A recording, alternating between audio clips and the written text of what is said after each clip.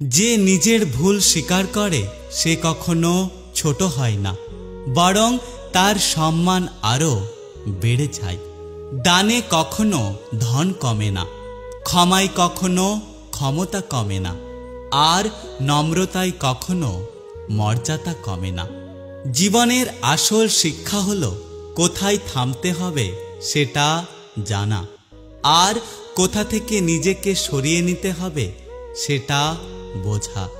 শূন্যর নিচে শূন্য বসালে যেমন যোগফল শূন্য হবে, ঠিক তেমনি যে আপনার নয় তার জন্য পুরো পৃথিবীর সাথে যুদ্ধ করলেও সে কখনোই আপনার হবে না।